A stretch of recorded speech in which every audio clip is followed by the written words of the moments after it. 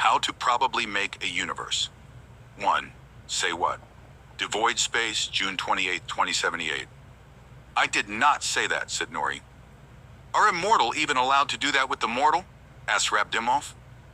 Rab, listen. He's my boyfriend. Ever since Atlas took me to Sol 2, he's been worried. I had to let him know that everything was okay. By having sex with him? Well, sometimes us immortal just want a little break and to have, fun, said Nori. Rabdimov face-palmed. You're missing the glaringly obvious point. That doesn't matter. She noticed Siren stand around spacing out. Hey, Siren, defend me, she demanded. Siren looked at her. Nori, who said you could stop watching the Waking Pit? Nori sighed in disbelief. Siren blinked and they were gone. What? He turned around to see me puppeteering him. Oh, you again. Is something wrong? I leaned down to his level. It's a little rude to just teleport someone, he said, growing a little nervous. Hey, I'm not nervous, he lied. Yes, you are, I said. I'm the one telling the story here. Anyway, I decided to do something I haven't done for a very, very, very long time. I made a new immortal. I need you to help him make his own universe. Say what now? He asked, yet having heard me loud and clear. I created a new immortal named Soren, and I need you to guide him as he makes his universe. And it has to be me. Why?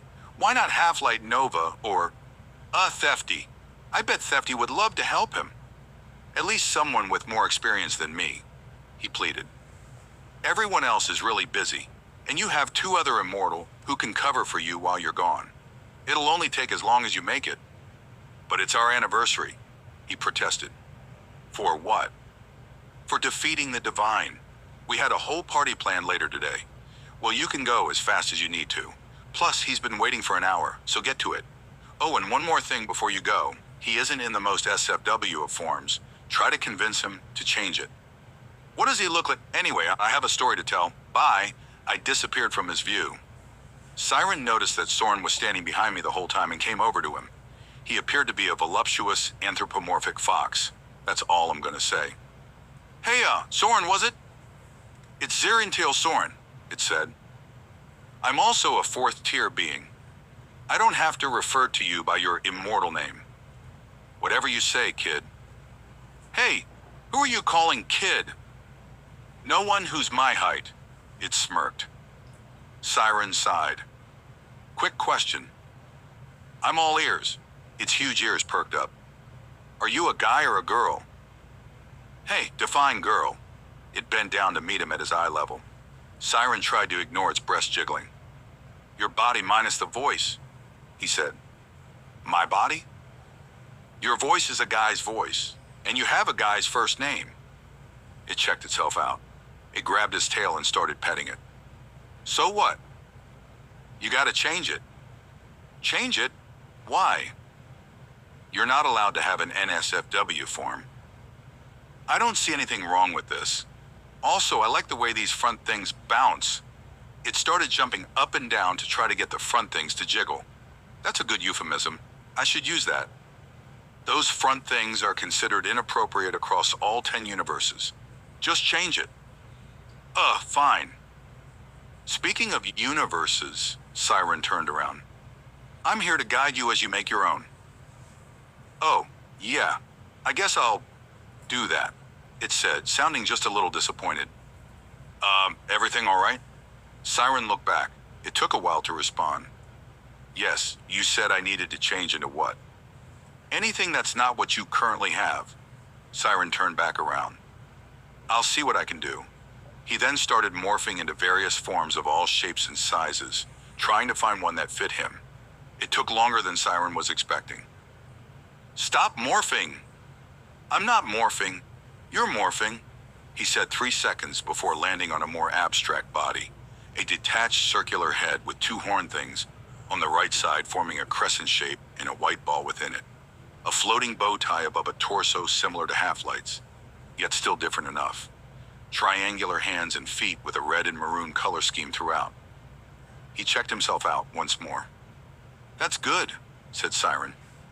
Not as good as the original, but good I guess, he said. Ready to get onto your universe? Universe of Zirian Tile Soren. Nice work on the threshold. I like the crescent design, Siren said, designing the angels. He placed the final wing on it. What do you think of this angel design? Asked Siren. Soren came over to it. He examined it. Could use a little more red. Ah, yes, theming. Making everything in your image. Oh, and by the way, anything that's made inside that threshold, I won't be able to affect unless I'm given willing verbal permission by you. Okay, good to know. Soren glanced at the threshold. Soren stood still, staring at the strange sphere. So you gonna do something with that, or? Siren questioned. I've been thinking. I don't think this is any bigger than your mom, he said. Seriously, your mom joke stopped being funny 6 years ago. Well, I've way more. Okay, go on, roast me. Siren turned towards Soren. Soren cleared his throat and then inhaled dramatically. Barney is a dinosaur from our imagination. Okay, I don't look like Barney. Let's just get back to your universe. 2. Geosphere. So the first step is never usually that bad in any of the universes. So you just build here your first planet. Go ahead, he directed. Soren started forming its rough shape. You're gonna want to make sure it has enough mass to keep everything on it from being jettisoned outward.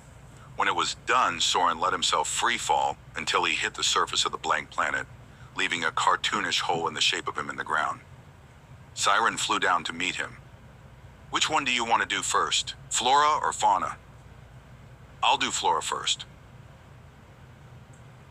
Everything was fine until Soren started drifting more and more from what Siren was trying to get him to do.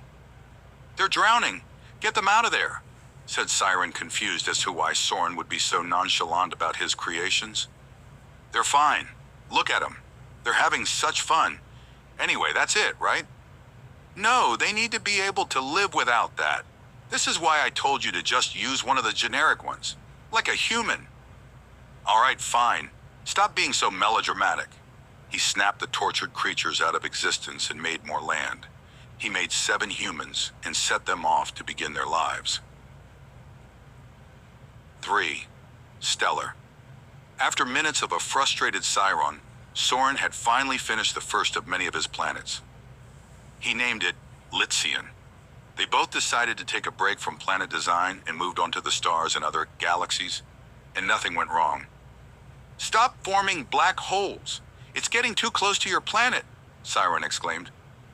It would be such a shame if it were to ruin all that hard, excruciating work, right? Soren teased. Siren flew in front of Soren, blocking his view of the space behind him. Soren's rain of black holes came to a halt. Please give me permission to edit your universe. Why would I give you permission? I'm having such fun. It is my universe after all. Why should I be forced to do stuff that I don't want, especially with such limited time? Memento mori for all I care. Can you just stop talking for once in your life? I need silence. Siren snapped his fingers, but in doing so, Soren was teleported away on accident. Siren's heart dropped. Soren? Did you just teleport me? Siren heard from behind him. Soren, it's rude to just teleport someone. I didn't mean... Oh yeah? Let us see how you like it. Instantly, Siren was brought into a maze of mirrors. 4. Resurrection. When did you make this? Siren wondered as he wandered. Despite the initial confusion, Siren managed to escape with relative ease. It led him to a gray open plain that spanned for miles. There was a massive elevated corner that seemed taller the more he looked upward. The sky was obscured by a thick fog that started just above the corner. Siren sighed. Oh, the cinema, he said calmly. He continued toward the corner. No matter how long he walked, it never seemed to get closer. Either the place he was in was bigger than it looked, or he hadn't actually moved anywhere. He looked back and saw a silhouette of Divine Oculus. His heart started racing. How does he know about him? He questioned both himself and I. He moved closer to investigate. 'Twas a statue. He touched the lower right tentacle. Neuros was the one he had defeated. but Oculus was the one he had actually replaced. He then noticed a trapdoor on the ground. He knelt down to see it closer. It had writing in the divine text. It read, "I have no more years left. I have no more time. I will wait until the clock's seventh chime. Every time I blink, his resurrection draws ever near. I know more about you than you think. So cherish each year." Siren was unnerved. He didn't know if the text was directed at him or not. He was also unsure if Soren had actually written that. Then the line echoed in his mind. "I know more about you than you think." What did that mean? If it really was directed at him, how would he know anything at all? Then another came. "His resurrection draws ever near." How is that possible? Is it referring to Oculus? If it is, how could he be resurrected? People can't be replicated. You are you. Once you're exterminated, you cease to exist and can't be brought back. Perhaps it was in a symbolic sense. Who knows what it is meant to symbolize? Then Siren felt something solid hit the back of his head, and he fell unconscious. 5. The whole time. Siren opened one eye to see where he was. All he could see was a bunch of gears, mechanisms, and steel plates. He could feel his breath blowing back in his face because there was nowhere else for it to go. It was hot. He felt a drop of sweat fall from his face and into the machinery below. Then the steel plates moved back to reveal a screen. It turned on. The audio had a buzz to it. It showed Soren standing in an unknown room. "Hello, Siren," he said with a blank expression. Siren just stared at the screen, awaiting an explanation. "I want to play a game," he said. Siren rolled his eyes. He attempted to teleport, but something seemed to inhibit that ability. You may find a strange, powerless feeling. This is because a shard of delirinium is just behind your head and all over the rest of your body. I wouldn't move if I were you. I've found that the way delirinium works is not as most people expect. It's like a type of kryptonite of sorts. When in close proximity to it, you lose your immortal powers. This allows an easy kill. Just your immortal powers? Yes, of course. Anyway, answer me these questions, 7, and I won't bring you back to your little heaven. Siren started panicking inside. Soren doesn't know that delirinium will exterminate you, but at least Siren's Lyzat powers and skills haven't been tampered with. If he could use his fire breath, he might be able to melt the metal and escape. If you answer these all correctly, I will let you go. If you don't, all of those shards will be thrust in you, killing you slowly. Almost like a springlock suit. Poetic, isn't it? Forced to die in the same way as your best friend did. Siren heard some gears click into place. Why are you doing this? Because I see it necessary. For what? And how do you know about Oculus? No response. How? He questioned. Soren started laughing. Don't you get it? I know everything about you. Every face, name, like, dislike, and enemy. I know. When and how. You will die. But I'm not going to tell you. While you were off distracted by my clone, I took a little time to study your character. While being immortal doesn't make you all-knowing, I found a loophole.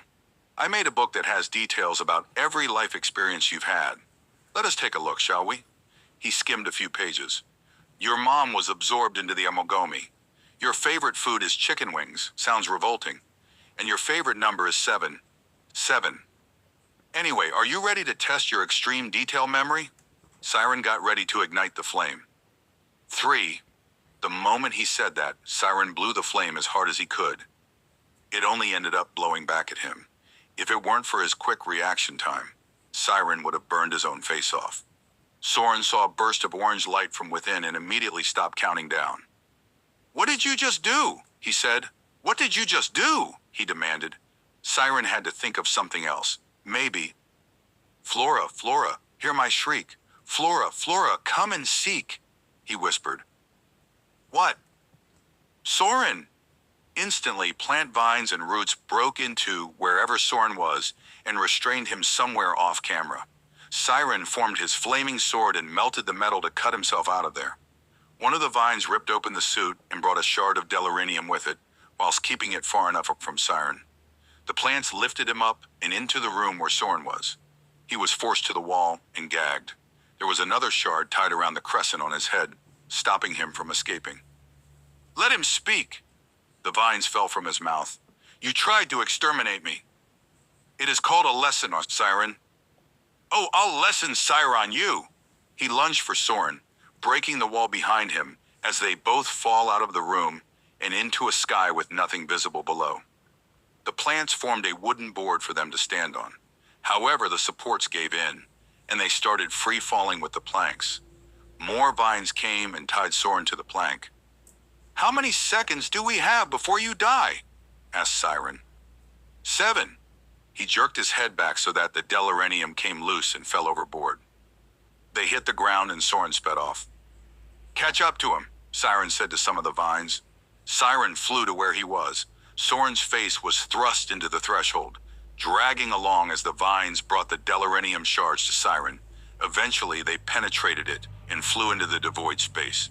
They both hit the ground, rolling for a bit before coming to a stop. The vines tied another shard to Soren's head again. 6. Winning crescent. Devoid space. Siren jumped up and ran over to Soren, who rolled further than him. He grabbed the other shard from the plant and dropped down on top of him.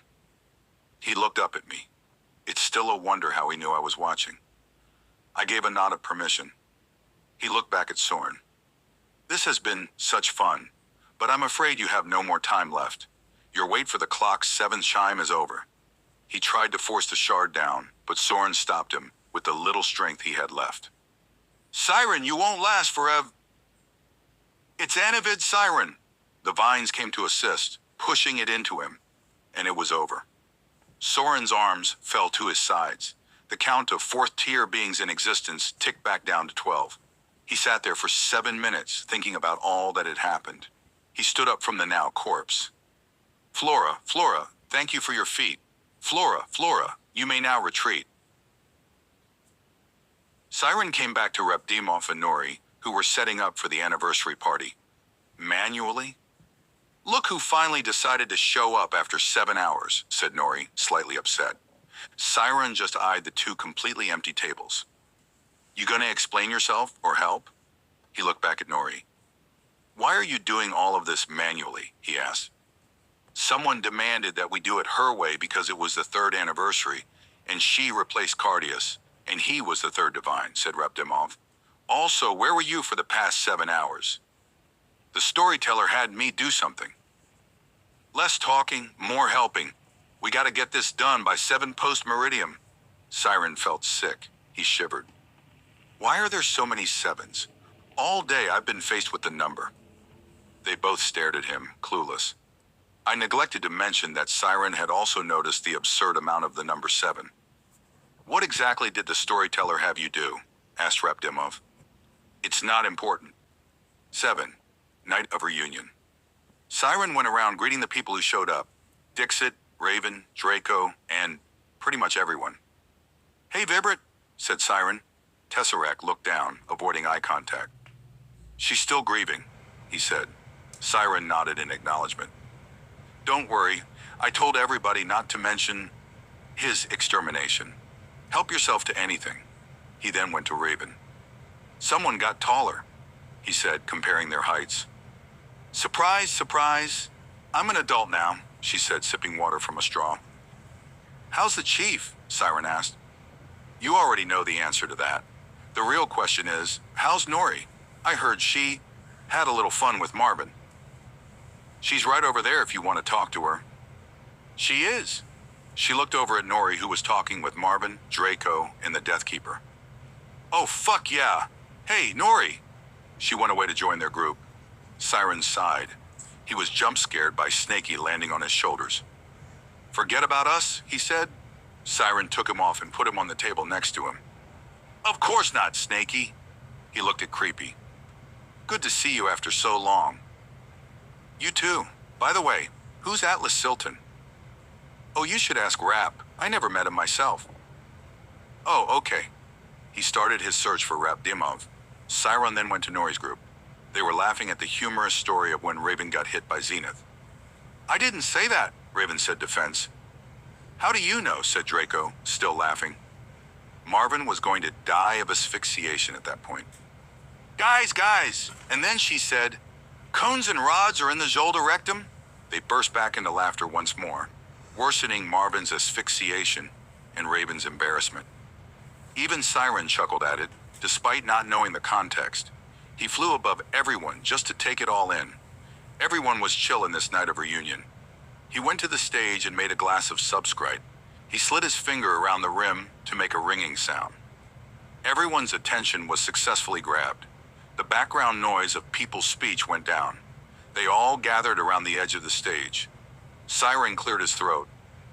As some of you may know, we have gathered here to commemorate the defeating of 3 immortals, Divine Oculus, Divine Neuros, and Divine Cardius. They were neglectful and apathetic to their universe, our universe. But with the help of people that I will name in a minute, Nori Saxith, Rabdimov Rexon, and I, Siren Lizat, defeated them. We dubbed ourselves the Enivit. The 7 of those who helped were Draco Lizat, Vibrit Karuth, Dixit Darius, Chromos Coordinate, Ravenclaw, the Deathkeeper, and Atlas Silton. While most have helped when the fight began, Atlas was different. I believe that without him, we would not be here but trapped in the eyes of a dox. He came from an alternate future to 2075 to write what was, to him, the past. He put the puzzle pieces to a pure timeline all together in one place. All of those little souls, in one place. Those little souls were us. It was time to make them whole. Drake took out Cardius, Nori blinded Oculus, and I killed Neuros. It was done. The 3 of us drank their ichor. Someone who shall not be named might have vomited. Siren flew it to Rabdimov. I'm not going to say who, he said very obviously, pointing down at him. Some of them chuckled. Rabdimov rolled his eyes. Anyway, we were granted our immortal powers, and from that day on, the events that took place would later be declared the War of Divine Madness. 3 years ago today, we righted what was now our universe. 2 were lost on that journey. I think we don't have to mention the first one, but you may have noticed that you haven't seen anyone here named Atlas. That is because he did not stay in this timeline. He went back to his own when he sent us off. Rabdimov found the only known picture of him. He formed a screen to display it, taken by a security camera on Euclidia. Also, Nori has her own artist rendition to give you guys an idea of what he looked like. He will be born in the year 2223. But don't go trying to contact him about what happened. It's not the same Atlas. He won't know what you're talking about, and you'll harass him. Anyway, Siren poured a glass of Diet Coke, Mors Tribus Aris, and life to the end of it and all. Everyone clapped and cheered. Siren was left cleaning up after everyone when the party was over. After he was done, he went outside. He saw me. I looked bigger to him at that time. However, I was the same as I always am. I met him eye to eye. Storyteller, he said. Yes? Will I die? You've already died before. No, I mean, will I ever be exterminated? I cannot answer that. Why? The answer to the question you have asked is a cognitohazard. But Soren said he knew when I would die. Soren didn't know what he was talking about. But you do. Stop keeping this fire alive. Don't think about your potential extermination. Why? It's not good for the mind. You can't comprehend it. Fine. Why did so many 7s appear today anyway? The number 7 has a tendency to appear more frequently when one is faced with a threat beyond their comprehension. Or it's just a coincidence. As if you want at least something from me, I will give you this. I gave him the object Soren had left behind. When an immortal meets an untimely extermination, they leave behind something to keep their existence remembered. Soren's was a red skull with his signature crescent and ball. There were no eye sockets, only a single message written in their place. Memento Mori, Siren Lizat. And with that, story time is over. Again. How to Probably Make a Universe by Cyb0i, DINO&CreepY.